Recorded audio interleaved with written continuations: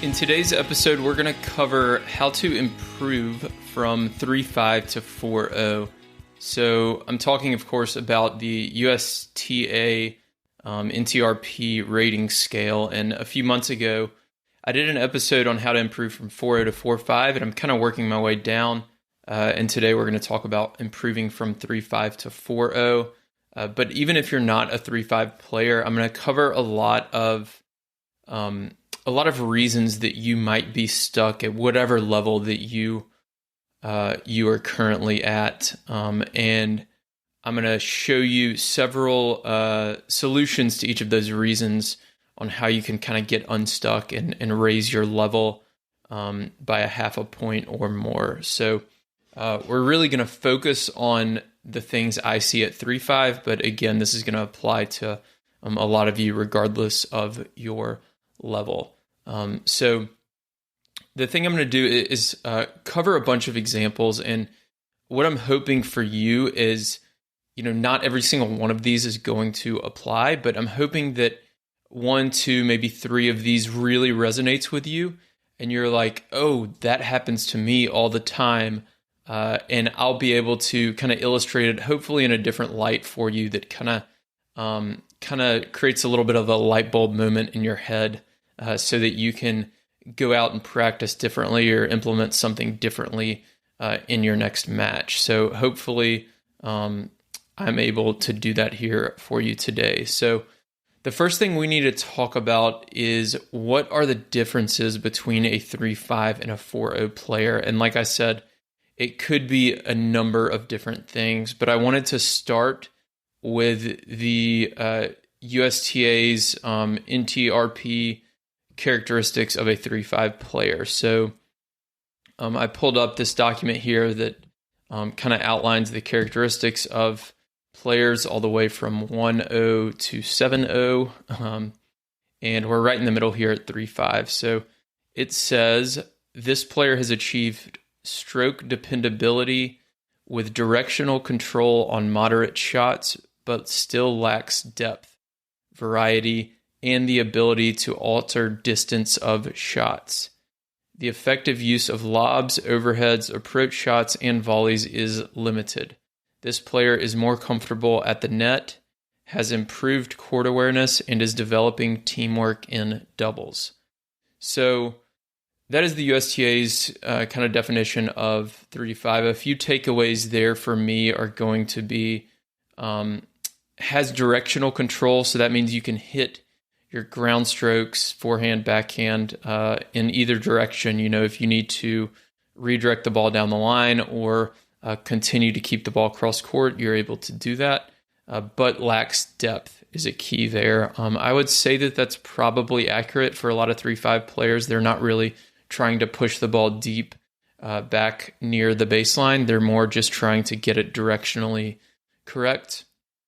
And then the comments on variety. So lacks variety and the ability to alter distance of shots. So by variety, I take that to mean not only depth, but also spin, pace, things like that. So you may not be good at that off either wing, or maybe you're okay at it on your forehand, but not your backhand. So lacking that variety can keep you at that 3.5 level. And then it talks a little bit about lobs, overheads, approach shots, volleys, how they are limited. That's generally true, I suppose. Those improve, of course, as you improve your game. I do not necessarily agree that this player is more comfortable at the net. In fact, I would think that the opposite is true. Most 3.5 matches I watch, players really struggle at the net, and they don't like to come forward. They would rather sit at the baseline and hit from back deep in the court. So I'm not sure that is accurate. And then as far as developing teamwork, I'll talk a little bit about that in a second, but I really don't see a lot of teamwork at the 3.5 level in general. And I'll talk about some resources that I recommend, as well as a little bit of advice later on. So continuing with this topic of differences between 3.5 and 4.0, just like the last episode when I did 4.0 to 4.5, we have to break this down into two different categories. The first being technically. So do you have a technical flaw or an opportunity to improve your technique on a particular stroke? Or is it something strategic or tactical that you need to adjust about your game that could get you to the next level? So for myself, for example, I study strategy and tactics so much that most of my limitations at this point are probably technical. There's probably not a lot strategically that I can improve out on the court because I've studied it so much and I have experimented so much over the years that I'm just not going to make a lot of strides in that area anymore. But technically, there's definitely some areas where I can improve on my backhand serve and so on. So if we start with technically at the 3-5 level, one thing I see is just more kind of glaring weaknesses. So when I'm watching a 4-0 match, I can see a lot of players don't really have trouble whether they're hitting a forehand or a backhand as far as at least getting it back and getting it, cross court to that baseline player. At the 3-5 level, not all the time, but often I will see a player who maybe has almost no backhand at all, and their forehand might be a 4-0 or even a 4-5 level forehand. So they just have to run around their backhand all the time, and if the opponent's able to get it to their backhand, it's a 3-0 level backhand, and they miss it a very high percentage of the time. So that could be a technical issue if you're very, very weak on one wing. You just need to work on that, and I'll talk about how to improve technique here in a little bit, as well as some drills. But that's one difference I see at times between 3-5 and 4-0. Another one is the serve. In general, 3-5 players have weaker serves. A lot of times I see that there's no direction on the serve, so they're trying to either just hit it with pace or, especially on second serves, really just get the ball in. And I'll talk about some drills that can help you with your serve. And if you have some technical flaws, then you'll have to kind of get that sorted out. I see a lot more double faults at the 3-5 level, so less consistent second serves. And that's a big thing. You really want consistency on that second serve. Obviously, no free points is a big aspect of good doubles that I see more so at the 4-0 level. Just a lot less double faults in general. And then missed returns is another one, especially against first serve. So like I said, on those first serves, a lot of 3-5 players, I'll see them hit with, especially on the guys' side, they'll try to just hit with a lot of pace. And the opponents will just miss a lot of first serve returns, regardless of if it's a guy or a girl serving and the pace of the serve. Just more return errors that may be because they're going up the line too much, or they have something technically wrong with their return. Maybe they're standing too far forward or too far back. But missed returns is something I see a lot at the 3-5 level that becomes a little more consistent at the 4-0 level. So that's definitely an area to practice that I'll touch on here in a second. So next, tactically. So what can you improve strategically? Or what are the differences I see between 3-5 and 4-0? One is I don't, with a lot of players at 3-5, I just don't see a lot of net movement. So with 4-0 plus players, I see them more comfortable with their volleys, and they know kind of a little bit more where to be on the court. I was watching a match a few weeks ago, actually, and I think this was a 4-0 match, and there was a particular player who was very talented on the court, but they continued to stay around the service line and never got close enough to the net to put away their volleys. So unless the ball was really floated up pretty high, they would try to put away the volley from near the service line, but the ball would drop too much, and they would either miss in the net or have to lift the ball and miss it long or wide. And if they had taken 3 or 4 steps forward, had better positioning, then they would have had a lot better volleys, and that could improve their game from 4-0 to 4-5, for example. So I see that a lot at the 3-5 level. Just a lack of movement and a lack of awareness as far as your positioning at the net. And I'll talk about how to improve that here in a second. But what a lot of players struggle with is they're just moving back and forwards and not side to side enough. So we'll touch on that here shortly. Another area strategically that I see a difference is when I'm watching a 3-5 doubles match, I'll rarely see a team get both players up to the net.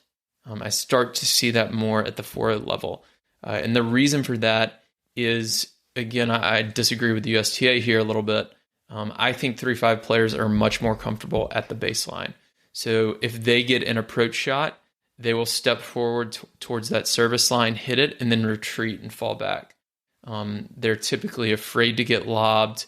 They don't know how to approach the net. They don't know where to hit that approach shot because maybe they struggle controlling their depth and direction a little bit more. So that discomfort at the net prevents you from getting both players up at the net, which we know is a good position to be in doubles if you can have both players at the net. Of course, you have to do it at the right time, which I'll talk about here in a minute. And then as far as the teamwork, I really don't see a lot of teamwork at the 3-5 level. I know the USTA said developing teamwork in doubles.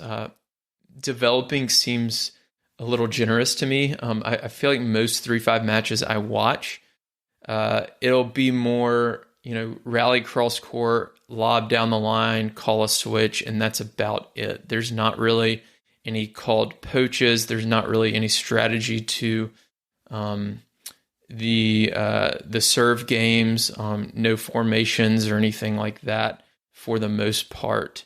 So I'll talk about how to start working on your teamwork if you haven't done that in the past and haven't developed strategies with your partner in the past.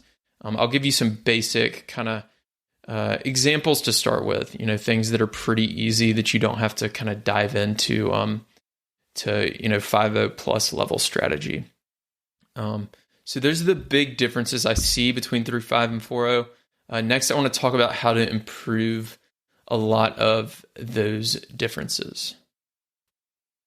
So how should we go about improving from 3-5 to 4-0? The first thing we have to do is learn how to diagnose the area of our game that we need to improve. So again, I'd like to break this up into buckets. It could be something you have to improve technique-wise. It could be something you have to improve strategically. And I'll start with technique.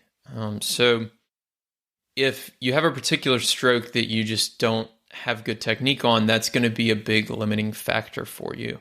And the first thing you want to think about is working with a coach on improving your technique. And I've talked about in the past how I think a lot of coaches tend to overcoach technique. The Inner Game of Tennis is actually a great book to read to help you choose a coach that will be a good fit for you. One of the things I've noticed, for example, and I don't coach technique a lot because I understand, having talked to and worked with some of the top coaches in the U.S., I get how complex technique is, and it's just not something that I feel like I have enough experience to advise on.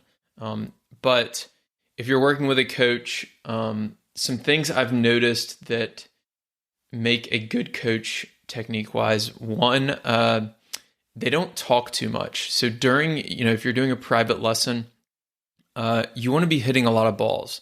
And typically, I find the best coaches use targets as well and feed you a lot of balls and just have you kind of adjust on your own and just, they want you to hit the target. So if you're not getting down, staying low for your backhand or not, you're hitting the ball, too late or getting your racket back too late or something like that. So you're hitting it too far down the line instead of cross court.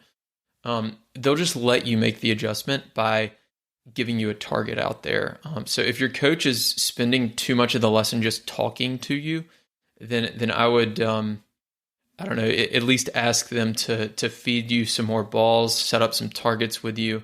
Another thing I've noticed that a lot more of the top coaches are starting to do is use video. I talked about this a few weeks ago on the episode with Swoopnil Sahai, who's the founder of the Swing Vision app, and using video for technique is so much more effective. That's why all the top coaches and pros and college teams, they're all doing it. So if you can get a little tripod, get your cell phone, or have a friend record you hitting your backhand if that's your weakness, or hitting your serve if that's your weakness, I guarantee that you're going to find things in that video that you didn't know you were doing. You're going to be, I've done this myself on my backhand and my serve, and every time I do it, I'm like, oh, I didn't know I was doing that with my foot, or oh, I didn't know I look like that. It feels different for me. And then seeing that visually helps kind of create a connection in your head as to exactly what you're actually doing, and helps you fix that technique quicker. So a little bit of advice there on coaching and how to improve technique. A couple drills here. So if it's your serve you're struggling with, again, second serve consistency is a big thing I see at the 3-5 level.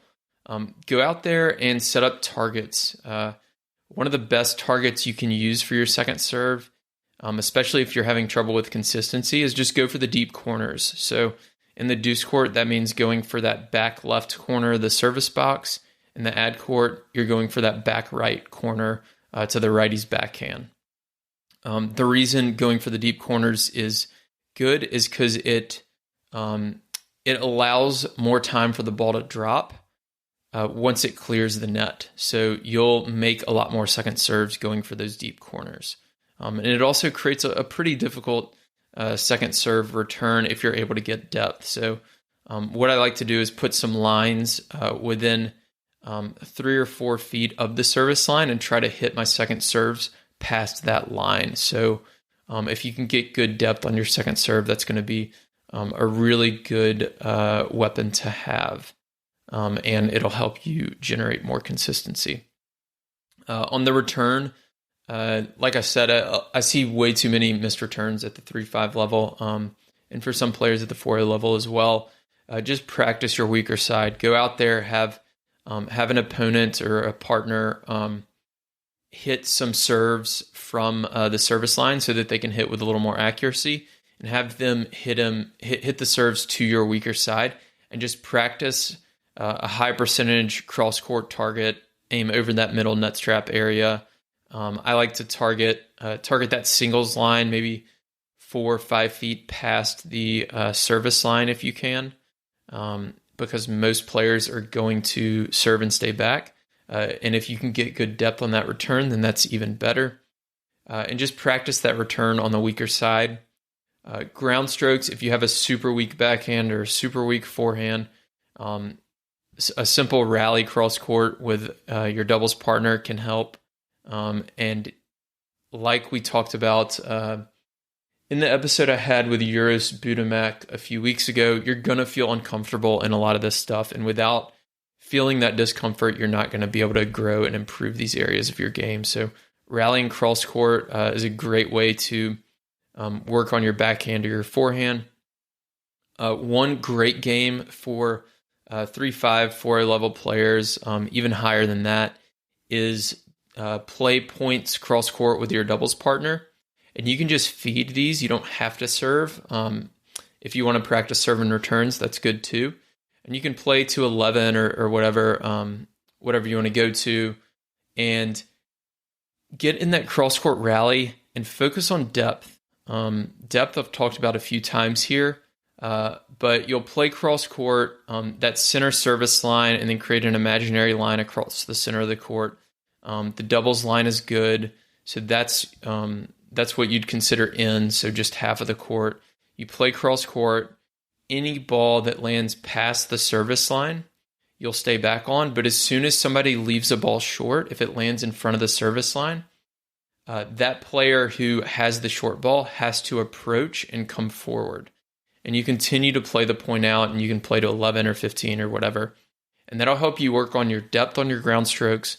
It'll help you work on your approach shots. because you have to come to the net. If you don't, you lose the point. And it'll help you work on your volleys as well. So you see that short ball, you approach the net, you come in, you get some volleys. So that'll be a really great game to work on some of those ground strokes as well. And then if you're struggling with your volleys, if you're not comfortable poaching, volleying against a wall is a great place to start. If you don't have access to a wall, or maybe you're not comfortable hitting against the wall because it does require a little bit, it shortens your time that you have to react. You can just do some touch volleys with your partner. If you can find a doubles partner who's maybe better at volleys than you, and they can just volley back and forth with you, that will help a lot. And just make sure you're using the right grip. For most players, that's going to be the continental grip. I know some advanced players might use a slight variation of the continental grip, but make sure you're using the right grip on your volleys, and just do some touch volleys up at the net so that you feel more connected with the ball and feel a little bit more comfortable with those volleys so that you're a little better at the net. So that's it for technique. If you have any questions on that, don't hesitate to reach out to me. But next, I'm going to talk about my favorite topic, which is strategy. So how can we improve strategically to get from a 3-5 to a 4 level? So I broke this down into individual strategy and tactics, and then team strategy and tactics. And I'm going to start with individual because you can really improve on the doubles court as an individual with your shot selection, with your movement, things like that. And then, of course, you can improve as a team with your communication, creating a game plan, knowing your partner, that sort of thing. So individually, how can we improve? The first area that I feel like a lot of 3-5 players struggle with that they can improve is net movement, like I said earlier. So some players get the forward and backwards movement. So if you're not familiar with this, I've talked about it on previous podcast episodes with several guests, but if your partner is hitting, let's say they're in a cross-court rally, while your partner's hitting, you should be back around the service line area, maybe just inside of it.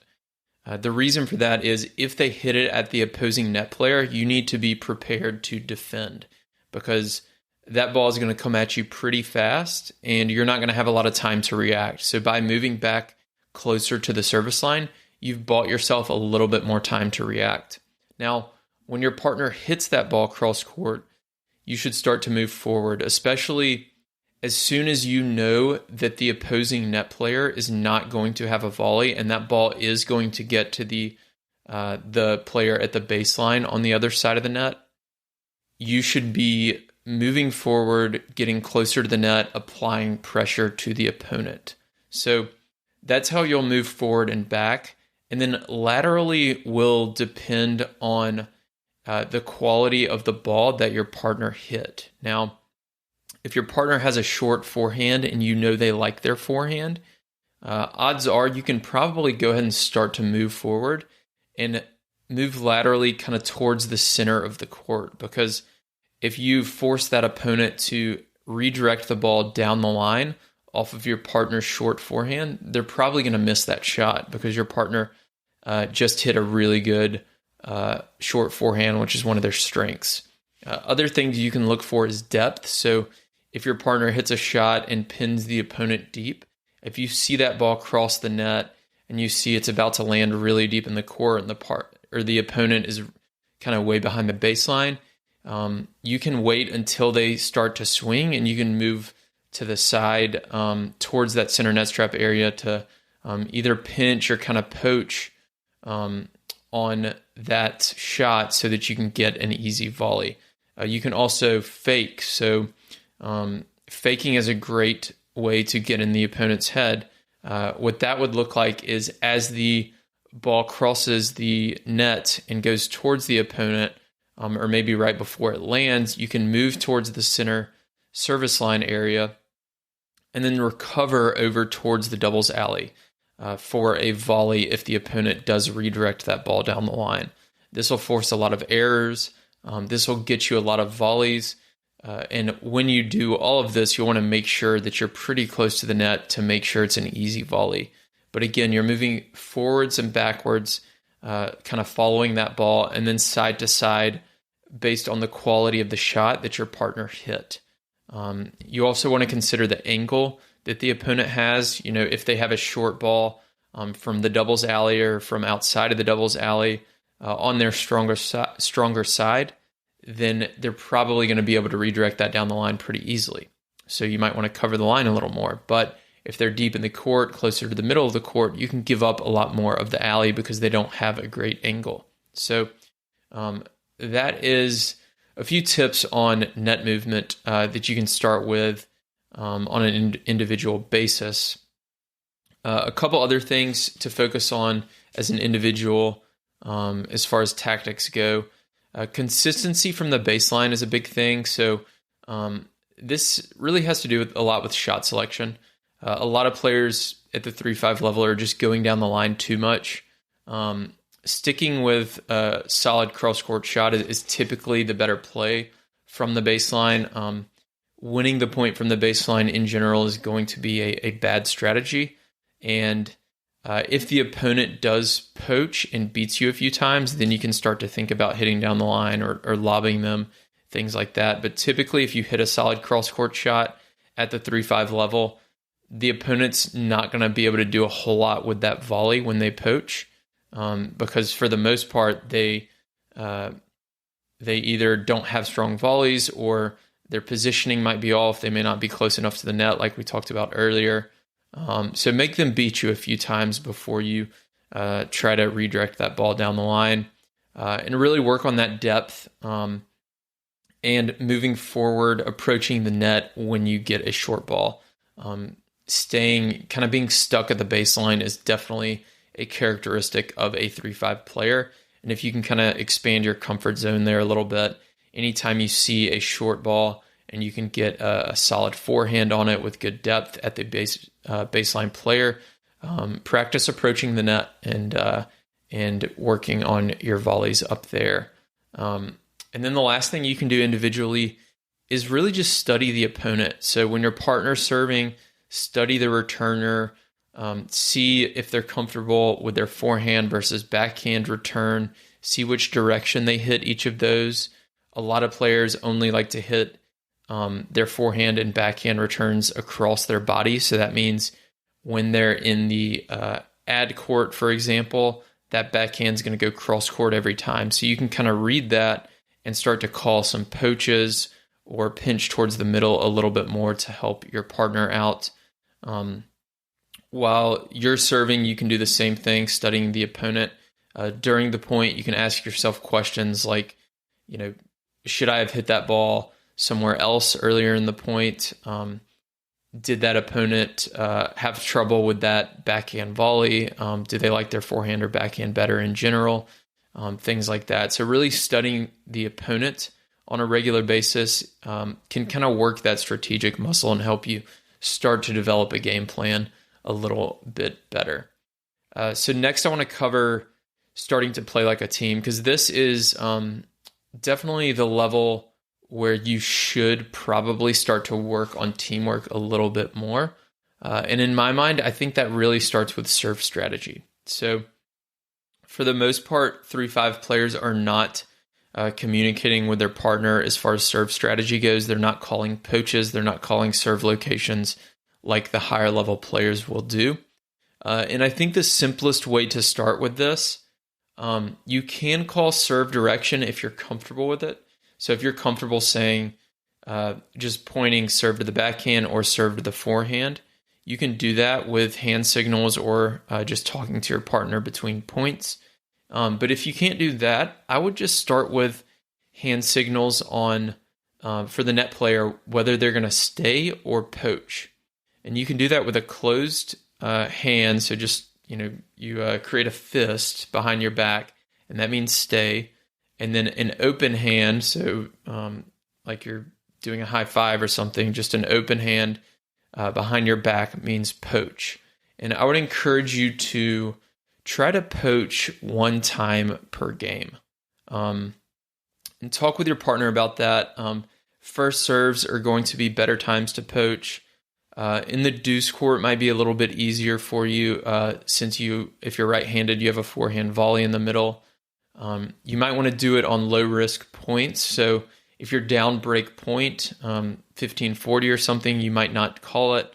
But if you're up 30 love or up 40 love, you might do it on that point because you have a little bit of a margin to work with. So practice poaching, practice calling the poach, and be sure when you do poach, make sure you stay close to the net so that it makes for a little bit easier volley. Some of those poaches you might hit the ball off your frame, but if you're close to the net, the ball's going to go over anyways, and a lot of times it'll go over for a winner. So practice poaching. It's definitely a skill you need to develop to get to the 4.0 level. I have a blog post on how to poach, including some of the best times to poach, so I'll include that in the show notes as well. Go to thetennistribe.com/podcast, and you can find this episode in the show notes. And another thing you can do with serve strategy is try different formations. I almost never see at the 3-5 level different formations. So you can try Australian formation where you and your partner are lined up on the same side of the court, and then you cover the down the line return. Or you can try an I formation where your partner is kind of crouched around that center service line area, and they will either move to their left or to their right, and you'll cover the other half of the court. And that'll really throw the returner off, and it can help you hide your weaknesses. So I run it a lot on the ad side, for example, because I don't want to hit a backhand ground stroke. So if I can force the opponent to hit a down the line return from the ad side, I'm able to hit a running forehand ground stroke, which is a little bit stronger shot for me. So you can hide your weaknesses with some of these formations as well. And then the last thing to focus on team-wise is really just knowing your partner. So before the match, chat with your partner, ask them, where do you like to serve? Do you prefer your forehand or backhand ground stroke? Based on that, you might say, hey, we can try this different formation so that you can hit more of your favorite ground stroke. What side do you like to return on? Do you prefer to play from the baseline or at the net? And you can start to formulate a game plan and figure out how to position yourselves so that you can hide your weaknesses, accentuate your strengths, and create a game plan against the opponent. So working together and focusing on kind of teamwork and developing that muscle is definitely something to get you to that next level. Two great podcast episodes from the past are one was the Jorge Capistani interview. We'll link to that in the show notes. He actually gave us a free PDF that you can fill out and go over with your doubles partner. So that's a really good episode that we'll link to. And then the interview with Gigi Fernandez was a good one as well. That's a really great strategy episode for 3-5 level players. She was I think 17-time Grand Slam champion, and she now coaches club level players. So she's got a great perspective on all of this. So hopefully this helped you think about a couple areas of your own game that you can focus on and try to improve, whether it be through drills or through working with your partner or through better strategy. If you do have any questions, you can always reach out to me. My email is will@thetennistribe.com, and I will definitely reply with any resources or advice that I have. But thank you everyone for listening. And that's it for this one. So I will talk to you next time. If you're a doubles player, you'll love our weekly strategy newsletter. Every Thursday, I send you my best doubles tips, tactics, and strategies that you can use in your very next match. And when you sign up, I'll also send you a free 20-page ebook that has my favorite doubles tactics for forcing errors and getting more easy volleys at the net. Go to thetennistribe.com/newsletter to sign up now.